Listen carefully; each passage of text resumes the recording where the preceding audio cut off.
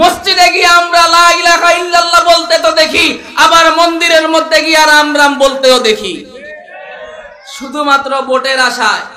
কিসের আশায়? শুধুমাত্র ভোটের আশায়। বললাম লা ইলাহা ইল্লাল্লাহ, অন্তরে বিশ্বাস করলাম, কিন্তু কাজ করি কাফেরদের মতো।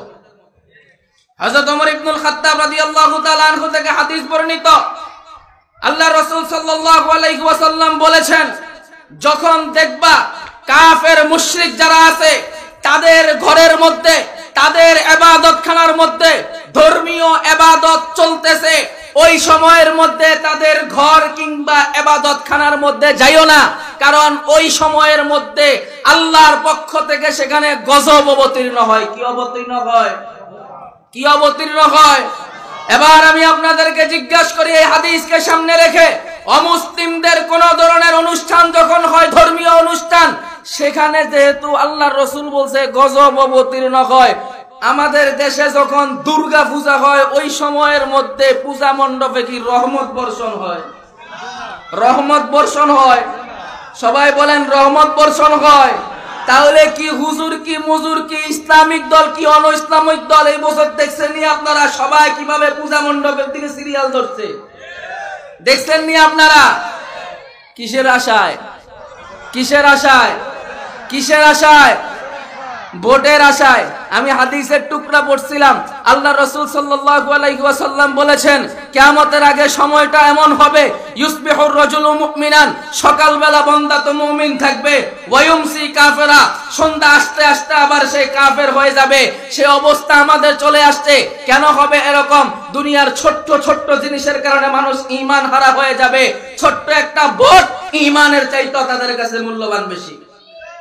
আমি বললাম লিখে রাখেন, লিখে রাখেন, যারা নিজেদেরকে ইসলামী দল দাবি করে না তাদেরকে নিয়ে আমি আলাপ তুলতেও চাই না, কিন্তু যারা নিজেদেরকে ইসলামী দলের পরিচয় দিয়ে থাকেন, আপনাদেরকে বলি, আপনারা যে পূজা মণ্ডপে গেছেন একদিনের জন্য, শুধু একদিনের জন্য না, আপনারা সারা বছর যদি গিয়ে মন্দিরে পড়েও থাকেন, তারপরেও মুসলিমরা আপনাদেরকে ভোট দিবে না। আল কুফরু মিল্লাতুন ওয়াহিদা, আল কুফরু মিল্লাতুন ওয়াহিদা। আপনি দেখতেছেন কাফেররা বিভক্ত, কিন্তু মুসলমানের বিরুদ্ধে আইসা, মুসলমানদের বিপক্ষে আইসা সব কাফেররা ঐক্যবদ্ধ। সব কাফেররা কি ঐক্যবদ্ধ? এই বিষয় নিয়ে আলোচনা খুব সামনে নিতে চাই না, শুধু এতটুকু বলবো, যারা যারা সেখানে গিয়েছেন, পূজা মণ্ডপে গিয়েছেন, একদল আছে কবিরা গুনাহ করেছে, আরেক দল আছে সেখানে গিয়া শিরকি কাজের মধ্যে লিপ্ত হয়েছে। কেউ আছে গেছে এমনি গেছে, এটা কবিরা গুনাহ। আবার কেউ যাইয়া বক্তব্য দিছে, এবছরের কাহিনী না, আগের কাহিনী। আগের সময় দেখতাম আমরা, এক সময় বাংলাদেশের প্রধানমন্ত্রী ছিল, দুর্গাপূজার মধ্যে গিয়া বক্তব্য দিছে যে মা দুর্গার আগমনের কারণে এবারের ফসল বেশি হয়েছে। শুনেন নাই আপনারা এটা? শুনেন নাই আপনারা এটা? ঈমান আছে না গেছে? ঈমান আছে না গেছে? ঈমান আছে না গেছে? আচ্ছা, সেই সময়ের মধ্যে সে কথা বইলা যদি তার ঈমান যায় থাকে, আজকের সময়ের মধ্যে যে সমস্ত নেতারা পূজা মণ্ডপে গিয়ে বলছে মা দুর্গা আসছে অশুভ শক্তিকে বিতাড়িত করার জন্য, সেই শক্তিতে সঞ্চারিত হয়ে আমরা ঐক্যবদ্ধভাবে ফেসিবাদকে বিতাড়িত করেছি, এই কথা যদি কেউ বলে থাকে, আগেরটা আর এইটা দুই কথার মধ্যে কোনো পার্থক্য আসেনি।